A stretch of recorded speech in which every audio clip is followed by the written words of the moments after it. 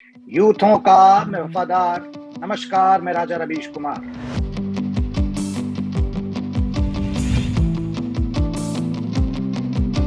बॉलीवुड मुंबई की जगह एमपी में होना चाहिए था, क्योंकि सबसे ज्यादा हिंदी एमपी में बोली जाती है। फैमिली आगे से बोलती थी कि इसकी एक्टिंग करके दिखाओ, वो अंकल कैसे बात करते हैं वो करके दिखाओ। तो उनको पता था कि मैं एक्टर तो हूँ। मुंबई तो फिल्मों में काफी बदनाम भी किया गया है कि मुंबई आप आते हो और आप उतरते हो, उतरते ही ट्रेन में आपका बटवा चोरी हो जाता है और आप मतलब होमलेस हो आप, ऐसा।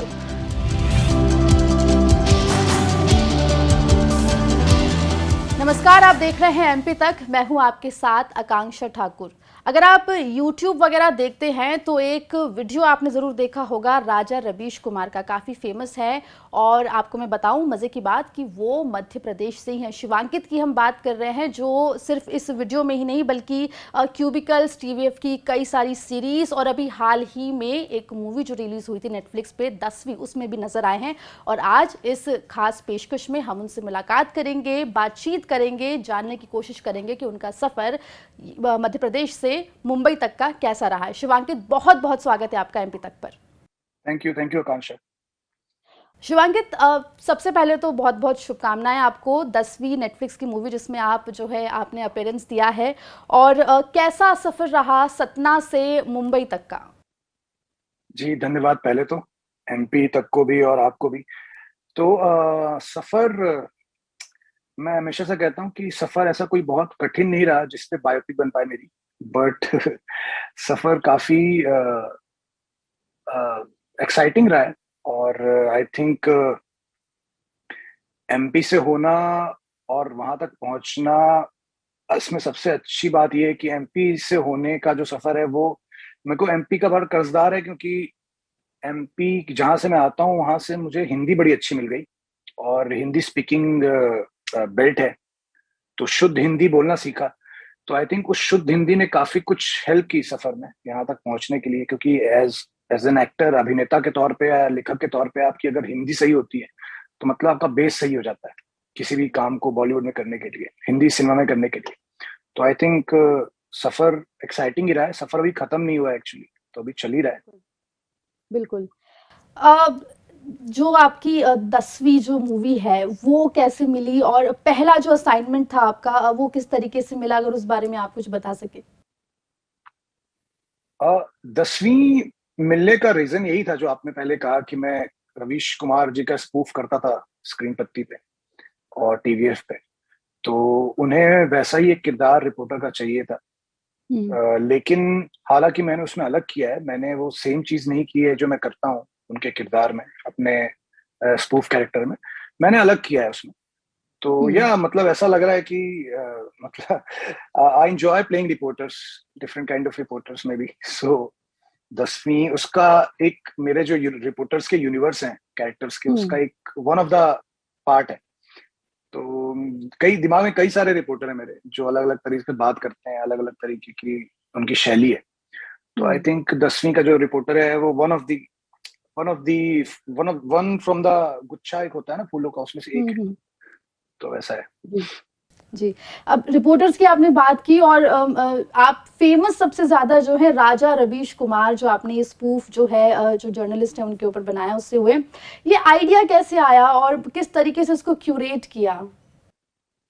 आइडिया एक्चुअली मिड 2000 में या लेट 2000 में, जब उनका रवीश का रिपोर्ट आता था, हम्म। तो मैं एज अ जर्नलिस्ट की जब पढ़ाई कर रहा था तो रवीश जी को पहले भी देखा था, लेकिन जब वो रवीश की रिपोर्ट देखा तो उसमें mix of satire and social message और रिपोर्टिंग हुआ करती थी, वो मुझे बहुत इम्प्रेस की। हम्म। और क्योंकि मैं एमपी से हूँ, परसाई जी का फैन रहा हूँ जब से उनको पढ़ना शुरू किया, तो मुझे बड़ी झलक मिलती थी परसाई जी के सटायर की रवीश की रिपोर्ट में। मैं खुद बहुत इन्फ्लुएंस रहा हूँ हरिशंकर परसाई से। तो आई थिंक वही एम था कि, और यूट्यूब पे उस वक्त पॉलिटिकल सटायर या सटायर कोई कर नहीं रहा था। ऑब्वियसली हमने हम्म। उसे बहुत हैवी सटायर नहीं किया है, क्योंकि वो हम करना भी नहीं चाहते थे कि बहुत डीप और हैवी रूटेड सटायर नहीं है। हम्म। ऊपर ऊपर का सटायर है, जितना एक आम जनता को भी समझ में आ जाए, क्योंकि कई बार सटायर इतना डीप हो जाता है कि लोग समझ नहीं पाते हैं, तो फिर आपका जो मकसद है सटायर कहने का वो पहुंच नहीं पाता है उन तक। तो बड़ा लाइट सटायर रखने की कोशिश की, और जिसमें हम्म। ऐसे सटायर में कि जहाँ पे अब यूथ को टारगेट करना है तो यूथ की बात लेके हमने फिर पॉलिटिकल सटायर किया ताकि लोग कनेक्ट कर पाए। तो वही मकसद था और रीजन यही था कि मैं पर्सनली रवीश की रिपोर्ट जो आया करती थी लेट 2000 में उसका बड़ा फैन था। तो वहां से ये आइडिया उपजा। और सबसे बड़ी बात ये भी कि उस वक्त अंग्रेजी पत्रकारों का बहुत दौर था। एक पहले हिंदी आए जब दूरदर्शन का जमाना था, फिर बीच में अंग्रेजी पत्रकार ऊपर आ गए इस देश में। बट उस वक्त जब सारे अंग्रेजी पत्रकार ऊपर हुआ करते थे, रवीश कुमार एक हिंदी पत्रकार था जो लाइमलाइट में थे। तो आई थिंक वो भी एक मकसद था कि हिंदी पत्रकार एक ही था उस वक्त जिसका नाम हो रहा था। तो आई थिंक हमने वो रीजन था चूज कर। जी शिवांगी, देखिए जनरली अगर हम मध्यम वर्गीय परिवारों में देखें तो एक्टिंग जब कोई बच्चा बोलता है कि मुझे एक्टिंग करनी, तो घर वालों का रिएक्शन बहुत वियर्ड होता है और कहते हैं कि अरे एक्टिंग क्या, इंजीनियर बनो, मेडिकल करो, ये करो। तो जब आपने फैमिली को बताया तो तब क्या रिएक्शन था, और अब जब आप बिल्कुल पर्दे पर नजर आ रहे हैं तो अब क्या रिएक्शन रहता है? फैमिली को मैंने नहीं बताया, फैमिली को खुद ही पता चल गया आई थिंक। और फैमिली ने ही आगे से बोला कि तुम एक्टर अच्छे हो। तो वैसा वाला था कि जब भी कोई घर पे आता था तो इसकी एक्टिंग करके दिखा दो, उसकी एक्टिंग करके दिखा दो, because I was good with observation and mimicry and all बचपन में। तो फैमिली आगे से बोलती थी कि इसकी एक्टिंग करके दिखाओ, वो अंकल कैसे बात करते हैं वो करके दिखाओ। तो उनको पता था कि मैं एक्टर तो हुई, बट थोड़ा और ऐसा भी नहीं है कि मैंने, आई थिंक पेरेंट्स को शॉक तब लगता है ना जब आप एकदम 12th पास करते हो, होश भी संभाले नहीं होते हैं, मैच्योरिटी भी आई नहीं होती है, और आप सीधा आप कहते हो कि मुझे मुंबई जाना है। तो आई थिंक वहां पे थोड़े पेरेंट्स जो है हमारे देश के, वो थोड़े स्तब्ध हो जाते हैं कि अरे सीधा मुंबई।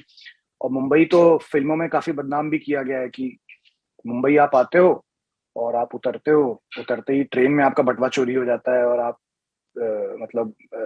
मतलब होमलेस हो आप, ऐसा। तो वाली धारणा ही बनी हुई थी। और तो मैंने सीधा शॉक नहीं किया उनको कि मुझे सीधा मुंबई जाना है। मैंने एक प्रोसेस फॉलो की। तो मैंने पहले सतना जैसे शहर से निकल के मैं इंदौर गया। इंदौर में पहले पढ़ाई की, बोर्डिंग स्कूल में रहा।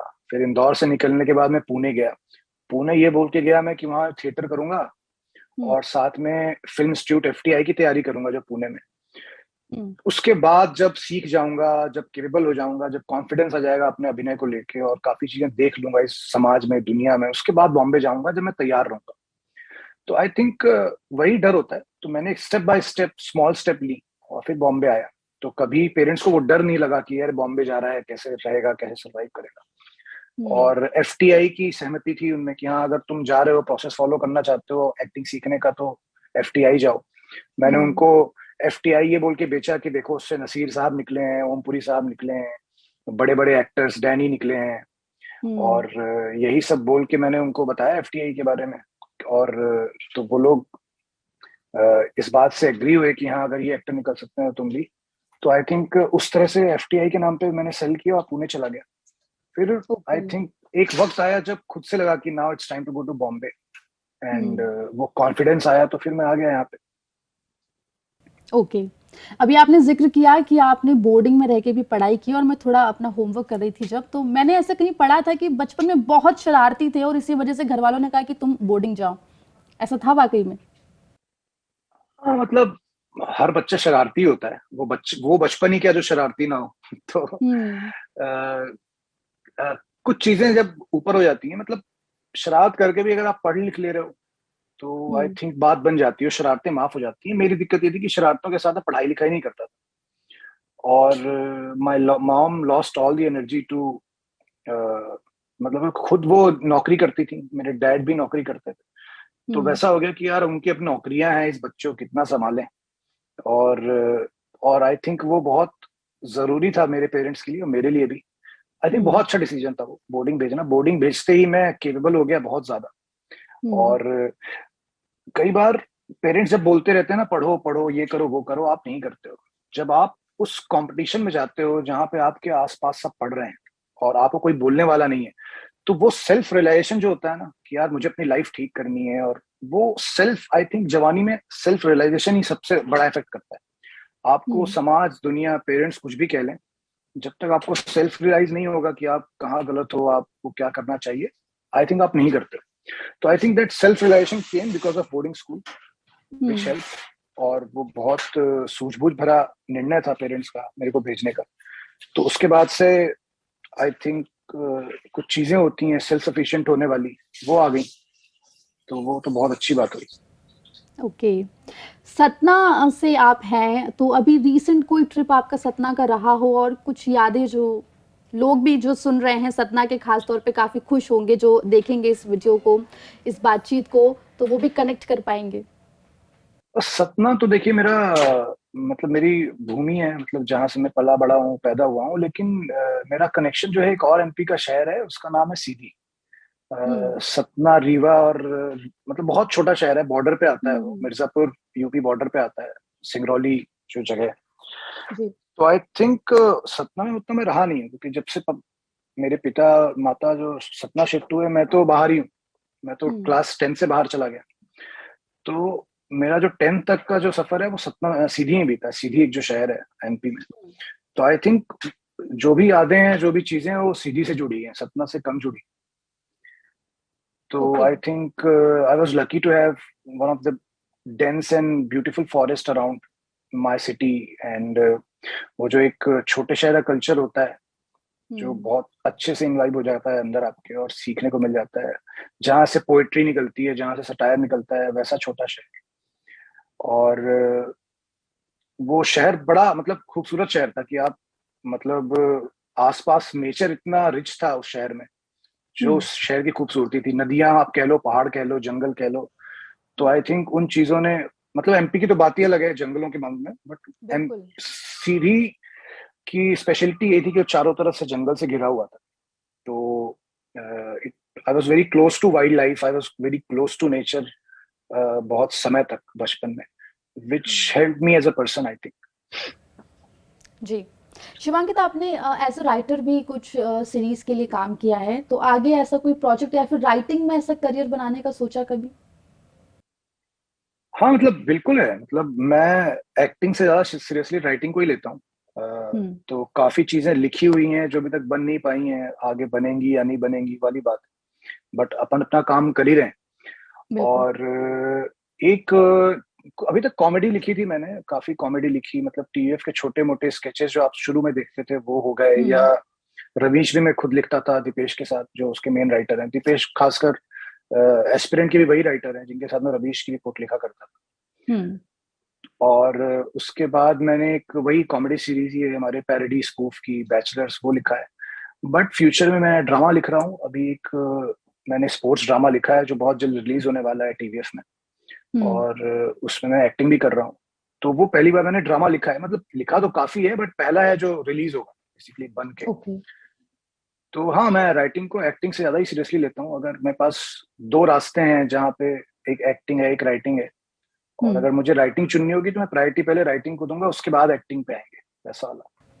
ओके, तो बिल्कुल हम सब बेसब्री से इंतजार करेंगे जो आपका स्पोर्ट्स ड्रामा जिसकी आप बात कर रहे हैं वो आ रहा है। मध्य प्रदेश से देखिए आप आते हैं, और अगर हम बाकी राज्यों की बात करें तो सभी राज्यों की रीजनल फिल्म इंडस्ट्रीज हैं, लेकिन मध्य प्रदेश में ऐसा कुछ है नहीं। तो क्या आपको लगता है कि ऐसा कुछ वहां पर भी डेवलप होना चाहिए, क्योंकि आप जैसे और हजारों युवा हैं और ऑलरेडी बहुत से थिएटर आर्टिस्ट हैं जो मध्य प्रदेश से निकले, उनको शायद कुछ मदद मिलेगी अगर regional film industry Madhya Pradesh में रहती है तो। आई थिंक मध्य प्रदेश को रीजनल फिल्म इंडस्ट्री की जरूरत नहीं है, मुझसे मुझे ऐसा लगता है, क्योंकि मोस्टली मध्य प्रदेश, अगर आदिवासियों को आप छोड़ दें, हम्म। तो mostly Madhya Pradesh I think Hindi ही बोलता है। हम्म। मैंने मध्य प्रदेश में किसी को और किसी भाषा में बात करते देखा नहीं। हाँ मतलब बघेलखंडी है, बुंदेलखंडी है, या मालवा में जो बातें करते हैं लोग, बट है तो हिंदी का ही सारा वो रूप।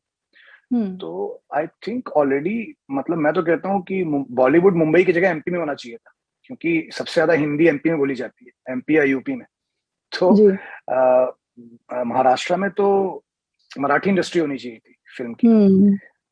तो आई थिंक बॉलीवुड ही मध्य प्रदेश की रीजनल इंडस्ट्री है ना, क्योंकि हिंदी भाषा है, और हिंदी भाषा एमपी और यूपी में तो सबसे ज्यादा बोली जाती है। खैर यूपी में फिर भी चलिए अलग अलग भाषाएं हैं, हम्म। आपको वहाँ कई अलग भाषा मिल जाती हैं, बट एमपी में तो मुझे जितना नॉलेज है, बहुत जो भी लैंग्वेज है वो हिंदी से ही निकली हुई हैं, और बाकी हम्म। आदिवासी जो बोलते हैं उनकी अपनी एक लैंग्वेज होगी। हम्म। छत्तीसगढ़ है, फिर भी चलिए छत्तीसगढ़ी एक लैंग्वेज है, एमपी में कोई हाँ। लैंग्वेज ही नहीं, एमपी की लैंग्वेज हिंदी लैंग्वेज। तो हमारा रीजनल ही बॉलीवुड है, समझ लीजिए, ऐसा मुझे लगता है। तो ये अपील बिल्कुल होगी कि जो बॉलीवुड है उसको मध्य प्रदेश शिफ्ट कर लेना चाहिए। हो गया है, आपने मतलब हो ही चुका है एक्चुअली आकांक्षा। हमारे आई थिंक आप टीवीएफ के सारे शूट देख लें, पंचायत, कोटा, मेरा बिल्कुल। जो अभी क्रिकेट हमने शूट किया सारा भोपाल में शूट हुआ है। Bhopal is a second Mumbai I think. मुझे जितने नंबर ऑफ शूट्स होते हैं भोपाल में, हम्म। आई थिंक मुझे ऐसा लगता है कि वो दूसरा बॉलीवुड बनता जा रहा है, और जो अच्छी बात है। और हम्म। मुझे याद है मैं एक एमपीटी के इवेंट में गया था जहाँ पे ये सवाल पूछा गया था एमपीटी टूरिज्म और फिल्म इंडस्ट्री वालों से कि आप यहाँ फिल्म सिटी क्यों नहीं खोलते एमपी में, एक फिल्म सिटी क्यों नहीं बनाई दी जाती है भोपाल में, इतनी जगह है यहाँ पे, अच्छा रहेगा, लोग इतने आ रहे हैं। तो बड़ा अच्छा आंसर दिया एमपी के एक एमपी टूरिज्म के एक सज्जन थे। उन्होंने कहा कि हमारा पूरा शहर ही फिल्म सिटी है, आप कहीं भी शहर में शूट कर लीजिए, भोपाल के डायनेमिक्स इतने अलग अलग हैं, आपको वहाँ सब कुछ मिल जाता है।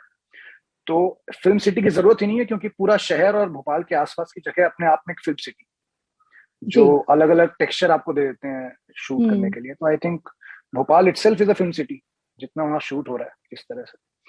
बिल्कुल। अभी हाल ही में आप 10वीं में नजर आए। इससे पहले आप बिल्कुल जो है टीवीएफ और तमाम जो वेब सीरीज हैं उन सब में आप काम कर रहे थे, लेकिन 10वीं एक बड़ा प्रोजेक्ट था आपके लिए और बॉलीवुड के दिग्गज नेता भी थे, माफ कीजिएगा, बॉलीवुड के दिग्गज एक्टर भी थे। तो वो एक्सपीरियंस कैसा रहा? हाँ, मतलब वो कहते हैं ना, फिनिशिंग लाइन तो हर एक्टर की एंड ऑफ डे फिल्म ही होती है। वो फिल्म करना चाहता है, कोई भी एक्टर हो। वेब, यूट्यूब, टीवी, ये सब तो माध्यम होता है फिल्म तक पहुंचने का। तो आई थिंक वो पहली बार उस माध्यम से मैं फिल्म तक पहुंचा हूँ। और आने भी मतलब मैं वेब से उतना ही प्यार करता हूँ, वो छोड़ूंगा नहीं कभी, क्योंकि मेरा वो बेस है, मुझे जो दिया है वेब ने दिया है। तो मैं वेब तो कभी छोड़ूंगा नहीं, बट अगर फिल्में इसी तरह मिलती रहेंगी आगे और कोशिश करता रहूंगा, तो आई थिंक फिल्म आपका लास्ट रिजॉर्ट होता है एक तरह से, एक एज एन एक्टर आपका। अब उस पे लेवल अलग अलग होते हैं, बट लास्ट रिजॉर्ट तो फिल्म होता है। हर कोई फिल्म करना चाहता है, शहर में जो भी आता है वो फिल्मों के सपने लेके आता है। तो मतलब पहली फिल्म हमेशा स्पेशल ही रहती है यार, उसमें आपका रोल छोटा बिल्कुल। हो बड़ा हो, एक लाइन का हो।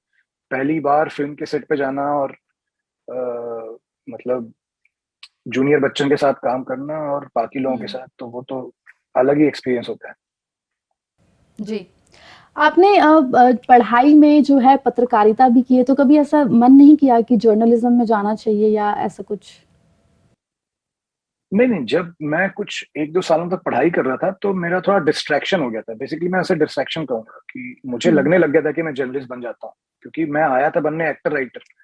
बट वो एक एक डेढ़ साल का, क्योंकि मजा आने लग गया था जो भी पढ़ाई कर रहे थे। और कुछ कुछ मैं पढ़ाई तो क्या, मैं प्रैक्टिकल चीजें में ज्यादा। तो मुझे एक एजुकेशनल टूर के लिए कश्मीर भेजा गया था एक डॉक्यूमेंट्री बनाने। हम्म। तो डॉक्यूमेंट्री बड़ी डीप टाइप की थी। वहां पे मुझे जाके जो भी मिलिटेंट्स हैं कश्मीर में, उनके जो पेरेंट्स हैं, जिन मिलिटेंट्स को पाकिस्तान ले जाया गया, उनको जब वो बच्चे हुआ करते थे, स्कूल से लौट रहे थे 15-16 साल की उम्र में, 12 साल की उम्र में, उनको मिलिटेंट्स उठा के ले गए पाकिस्तान और वहां पे उन्हें ट्रेनिंग देनी शुरू कर दी। तो उनके जो माता पिता थे, जो इनोसेंट माता पिता हैं, जिनको पता भी था उनका बच्चा कहाँ है, तो आई थिंक उनके इंटरव्यूज लेने थे मुझे, जाके मिलिटेंट्स के माता पिता से बात करनी थी, जो आज कश्मीर में रह रहे हैं और जिनके बच्चों को उठा ले गए उस बार। तो आई थिंक वो बड़ा सही एक्सपीरियंस था। वो 8 दिन में रहा कश्मीर में और मैंने डॉक्यू बनाई। वो डॉक्यू है कहीं, मेरे को ढूंढनी पड़ेगी। तो आई थिंक इस तरह की प्रैक्टिकल चीजें मैं इंजॉय करने लग गया, तो मुझे लगा जर्नलिस्ट बन जाता हूँ, क्योंकि मजा आ रहा था जैसा बाहर कश्मीर में जाके रिपोर्टिंग करने का। बट फिर मैं आया वापस अपने ट्रैक में तो वैसा हुआ। ओके। एक बहस लगातार एक चल रही है वेब सीरीज को लेकर और जो मेन स्ट्रीम जो बॉलीवुड मूवीज जो होती हैं जो थिएटर में रिलीज होती हैं उसको लेके।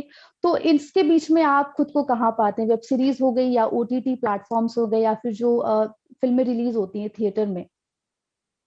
मैं अपने आप को वहां पाता हूँ हर जगह जहाँ पे हिंदुस्तान की कहानियां कही जा रही हैं, जहाँ पे कोई हॉलीवुड इन्फ्लुएंस नहीं है, वेस्टर्न हम्म। इन्फ्लुएंस नहीं है। वेस्टर्न इन्फ्लुएंस देखिए गलत बात नहीं है, क्योंकि वेस्टर्न इन्फ्लुएंस हम्म। हमारे कपड़े में, मैंने टोपी पहन रखी है, मैंने टी शर्ट पहन रखी है, मैंने ये पॉट्स लगा रखे हैं, ये वेस्टर्न इन्फ्लुएंस ही है। तो वेस्टर्न इन्फ्लुएंस से आप कहीं बच नहीं सकते, और तो वो आपकी फिल्मों में भी आएगा। मतलब आप सिनेमा ही तो मतलब रूप होता है ना एक समाज का ही। तो आप वेस्टर्न इन्फ्लुएंस, जब आपकी शर्टें वेस्टर्न है, जो आपकी टोपी इन्फ्लुएंस है वेस्टर्न है, जो आपका रहन सहन वेस्टर्न है, तो सिनेमा भी वेस्टर्न होगा, इसमें कोई डाउट नहीं है। तो ये जो बहस चल रही है वेस्टर्न और ये इंडियन की, ये तो चलती रहेगी, बट मैं वहां पाऊंगा अपने आप को जहाँ पे एक कहानी में सच होना चाहिए, भले वो वेस्टर्न है या इंडियन है। कहानी में अगर सच है तो आई थिंक वो मैं तो अपने आप को वहीं पाऊंगा जहाँ कहानी में सच है। तो वैसा है, तो मेरा कोई वो इनिबिशंस नहीं है कि मुझे फिल्म में रहना है या वेब में रहना है। जो मिल गया, जहाँ सच्ची कहानी मिल गई वहां मैं रहूंगा, ऐसा है। बिल्कुल। और देखिए एक्टिंग फील्ड में जाने के लिए बिल्कुल इंस्पिरेशन तो रही होगी, बॉलीवुड हो या हॉलीवुड हो। तो ऐसे favourite hero heroine actor actress की बात करूं तो वो कौन रहे हैं आपके? हाँ, मतलब मैं तो हर बार ये सवाल पूछा जाता है तो मेरा आंसर फिक्स्ड ही है, ये कई लोगों ने सुन ही लिया है मेरा आंसर कि मेरे दो ही इन्फ्लुएंस थे जब मैं बड़ा हो रहा था। तो खलनायक फिल्म बड़ा इम्पोर्टेंट पार्ट प्ले करती है मेरे, मतलब मैं वो फिल्म देखा, मैं बड़ा पहली पहली एक्चुअली पहली थिएटर में फिल्म थी वो 93 94 में रिलीज हुई थी, और वो पहली बार मैं थिएटर जाके कोई फिल्म देखा था। तो आई थिंक संजय दत्त का बल्लू बलराम एंटी हीरो, वो मुझे इंस्पायर कर जाता है बहुत ज्यादा एक्टर बनने के लिए। और साथ में फिर जब देखना शुरू किया सिनेमा, पैरेलल सिनेमा देखना शुरू किया, तो फिर अमरीश पुरी और ओम पुरी ने बहुत ज्यादा इन्फ्लुएंस किया। तो आई थिंक ये दो लोग हैं, ये तीन लोग हैं, मतलब अगर आप हिंदी सिनेमा की बात करें, संजय दत्त, ओम पुरी एंड अमरीश पुरी, जिसने मुझे बहुत एक्साइट किया फिल्म मेकिंग को लेके, फिल्म इंडस्ट्री को लेके। तो ये भी समझ में आया उस वक्त की खलनायक अलग फिल्म है, और जो अमरीश पुरी और ओम पुरी करते हैं एक पैरेलल सिनेमा जहाँ पे अभिनय पे बहुत ध्यान दिया जाता है, वो एक अलग चीज है। तो एक वो शुरू शुरू में जब आप पैरेलल सिनेमा और कमर्शियल सिनेमा में डिफरेंस ढूंढते हो, तो आप दोनों को अलग अलग पाते हो और दोनों एंजॉय करते हो। तो मैं उस दौर से आता हूँ। तो ये तीन लोग बड़ा इंपॉर्टेंट रोल प्ले करते हैं मेरी लाइफ में यार, एक्टर बनने के लिए। जी। साथ ही देखिए बहुत सारे युवा हैं जो आपको सुनेंगे इस बातचीत को, और मध्य प्रदेश से जो आते हैं, और उनके भी आंखों में वो सपना होगा कि हम भी शायद कभी जो है मुंबई का रुख करें और एक्टर बने। कई लोगों के ख्वाब होते हैं, तो उनके लिए कोई मैसेज अगर आप देना चाहें। देखिए, मुझे ऐसा लगता है कि एक होप ये है सबसे बड़ी, कि धीरे धीरे शायद आपको एक्टिंग करने के लिए या फिल्मों में काम करने के लिए या वेब में काम करने के लिए मुंबई आके ना रहना पड़े। हाँ, आपको मुंबई से कनेक्टेड रहना पड़ेगा, बट जरूरी नहीं है कि आप मुंबई में आके यहाँ पे 40,000 रुपया घर लें और सफर करें और यहाँ पे रहें। ठीक है, क्योंकि अब उतना ही काम भोपाल में हो रहा है, उतना ही काम एमपी में यार आपके 50% शूट आजकल एमपी में होते हैं। तो अच्छी बात यह है कि एमपी में जब शूट होते हैं तो ये नियम है कि आपको वहां के एक्टर भी लेने पड़ेंगे, आप वहां के बिना एक्टरों के साथ काम नहीं कर सकते। तो वहां के एक्टर कास्ट होते हैं। और अब लॉकडाउन ने सिखा दिया लोगों को कि शायद आपको हर बार आके बॉम्बे आके लोगों से मिलने की जरूरत नहीं है। अगर आपका लोग काम देखे हैं, कितने एक्टर ऐसे हैं जो दिल्ली में रहते हैं या अपने शहरों में रहते हैं और सिर्फ फिल्मों करने के लिए उनको आता है कॉल, वो अपना ऑडिशन बना के भेजते हैं और काम मिल जाता है क्योंकि उन्होंने कुछ कर लिया है, उनको देख लिया लोगों ने। तो आई थिंक पहले तो ये गैप जो है ना मुंबई का और बाकी देशों का, शहर का, वो कम हो रहा है। अभी आप दूसरे शहर में बैठ के भी एक्टर रह सकते हो बॉलीवुड के। तो एक अच्छी होप है। मैं कह रहा हूँ पूरी तरह से ये सिस्टम जो आया नहीं, बट आई थिंक आने वाले समय में बहुत अच्छा सिस्टम हो जाएगा जहाँ पे आदमी दिल्ली में बैठा है फिर भी बॉलीवुड का पार्ट है, जो भोपाल में बैठा है वही बॉलीवुड का पार्ट है। तो पहले तो ये सिस्टम आने वाला है, बहुत धीरे धीरे ये इवॉल्व हो रहा है। दूसरी बात ये कि यार सबसे बड़ी बात है, आप जिस प्रांत से भी आते हो, जहां से भी आते हो, उसकी अच्छी चीजें लेके आओ। जैसे मैंने हिंदी बहुत ज्यादा कोशिश की कि जितनी हिंदी एमपी सीख सकता हूँ सीख लूँ, एमपी का कल्चर जितना सीख सकता हूँ सीख लूँ, और गर्वान्वित महसूस करो सबसे पहले। जैसे कई लोग होते हैं वो ये कभी मत करो बॉम्बे आके छोटा फील करो कि अपने गांव का नाम नहीं बताना है। तो तुमने कुछ ने पूछा तुम कहाँ से हो, तुमने बोल दिया भोपाल, क्योंकि भोपाल एक बड़ा शहर है तो तुम्हें जज नहीं करेंगे लोग, या इंदौर बोल दिया तुमने। लेकिन अगर आप इंदौर या भोपाल के पास किसी एक छोटे से गांव से हैं, उस गांव का नाम लीजिए। क्योंकि as an actor, as a creator, as a writer, आपके रूट्स बहुत इंपॉर्टेंट होते हैं कि आप आते कहाँ से, क्योंकि आप बने ही उस वजह से हो जहां से आप आते हो। तो जिस जिस चीज ने आपको बनाया है उस चीज को छुपाने की जरूरत नहीं। मैं प्राउडली कहता हूँ कि मैं सतना के पास एक परसवारा गांव है बहुत छोटा सा, वहां से आता हूँ, जहाँ खेती बाड़ी होती है बस, और कोई प्रोफेशन है नहीं। तो always be proud of your roots. और एमपी में तो यार कितनी चीजें हैं प्राउड होने की। मतलब मेरे लिए सबसे बड़ा प्राउड जंगल है एमपी के शेर। Same here. तो मैं बड़ा प्राउड फील करता हूँ कि मैं हिंदुस्तान के सबसे ज्यादा रेशियो जहाँ पे शेरों का है वहां से आता हूँ। तो मैं तो सबको कहता हूँ, तो वाली बात है। और महाकाल का भक्त हूँ, तो दोनों एमपी में हो जाता है। तो वही है। तो क्योंकि सेंस ऑफ प्राउड होगा ना आपके अंदर, तो कभी आप इनसिक्योर नहीं होगे लाइफ में, लोगों में, पार्टियों में, बीचों में। क्योंकि आप बॉलीवुड में कई बड़े बड़े लोगों से आप मिलते हो, तो प्राउडली अपना नाम कहो आप कहाँ से हो। तो आई थिंक वो सेंस ऑफ सिक्योरिटी वहीं से आती है। पहला सेंस ऑफ सिक्योर एक्टर के लिए सिक्योर होना बहुत जरूरी है। तो आई थिंक पहली सिक्योरिटी आपके रूट से जुड़ा रहना और अपने रूट्स पे प्राउड होने से आती है। बाकी सिक्योरिटीज बाद में आती हैं। जब आप अपने रूट से ही सिक्योर नहीं हो, तो आप बाकी चीज से, यहाँ तो बंबई शहर आपको रुला देगा, इतने इनसिक्योर करेगा आपको हर दिन, तो आप कैसे संभालोगे उसको। दूसरा, अपने आप से सच बोलो। अपने आप से दुनिया के सामने, दुनिया जो भी बोले, अपने आप में शीशे के सामने जाके खड़े होके देखो कि तुम अच्छे एक्टर हो, या अगर नहीं हो तो कितना और बनना है, कैसे बनना है अच्छा एक्टर। और एक और सजेशन है जो मैंने अपने पर्सनल लाइफ में फॉलो किया है, कोशिश करो कि सिर्फ एक्टर ना बनो। कोशिश करो कि तुम राइटर ही बनो। कोशिश करो कि तुम डायरेक्शन भी सीखो। कोशिश करो कि तुम एडिटिंग सीखो। तुम as a cinema student acting को अप्रोच करो, नॉट एज अ एक्टर जो फेम दिलाएगा आपको, या आपके फोटो छपाएगा, या आपके पोस्टर लगवाएगा। आई थिंक वो एक्टर ज्यादा आगे आके सफर कर जाते हैं, क्योंकि एक्टिंग का जॉब जो है बहुत इनकंसिस्टेंट है, कभी मिला कभी नहीं मिला। तो जब आप खाली बैठते हो मुंबई जैसे शहर में खाली बैठते हो, तो आपके अंदर और काले काले साए आते हैं दिमाग में। तो आई थिंक उससे बचने के लिए you should learn different art. You should able to sing also. You should able to मतलब डायरेक्ट ऑल्सो, या एडिट ऑल्सो, और राइट ऑल्सो। तो आई थिंक एक्टर को सिर्फ एक्टर नहीं होना चाहिए। मेरा मानना है। मैं जो सिर्फ एक्टर है मैं उनको कुछ नहीं कह रहा हूँ, मेरा पर्सनल अप्रोच है कि अगर आप एक्टिंग के साथ बाकी क्राफ्ट भी सीख सकते हैं तो आपके लिए बहुत अच्छा रहेगा। जी शिवांकित, चलते चलते देखिए, राजा रवीश कुमार इतना फेमस, मैंने भी सबसे पहला जो आपका वीडियो है जब देखा है तो वो देखा है, और बहुत क्रेज था कि बहुत बढ़िया तरीके से आप करते हैं। तो पूरे एमपी तक के जो दर्शक हैं उनके लिए एक छोटा सा राजा रवीश कुमार अगर हो जाए। कर दूंगा मैं, बट मेरे को वही थोड़ा लगता है कि मैं आज तक पे कर रहा हूँ ये, तो थोड़ा मेरे को ठीक है, क्योंकि हाँ चलिए मैं हाँ मतलब उनकी सबसे आइकॉनिक लाइन यही है, यूथों का मैं वफादार, नमस्कार मैं राजा रवीश कुमार। तो आई थिंक सबसे आइकॉनिक लाइन तो उनकी यही है, लोग इससे रिलेट कर जाते हैं। ओके, तो शिवांकित बहुत बहुत शुक्रिया कि आपने अपना वक्त दिया, और बहुत सारी शुभकामनाएं आपको आपके आने वाले प्रोजेक्ट्स के लिए। ये बातचीत मैं बिल्कुल उम्मीद करूंगी कि जो एमपी तक के दर्शक हैं वो देखेंगे, उन्हें पसंद आएगी। बहुत बहुत शुक्रिया शिवांकित आपका। Thank you Akanksha, thank you MP तक, thank you Akanksha for inviting me, thank you. तो ये थे शिवांकित जो जुड़े थे हमारे साथ, और उन्होंने अपने तमाम जो किस्से हैं, किस तरीके से उनका सफर रहा, ये सब बताया। और बिल्कुल मैं उम्मीद करूंगी कि ये जो बातचीत है आपको पसंद आएगी। ये पूरा वीडियो देखने के बाद प्लीज कमेंट करके बताएं कि ये बातचीत आपको कैसी लगी, और ही ऐसे कुछ लोगों से हम मुलाकात करते रहेंगे और उनकी बातचीत जो है वो आप तक पहुंचाते रहेंगे।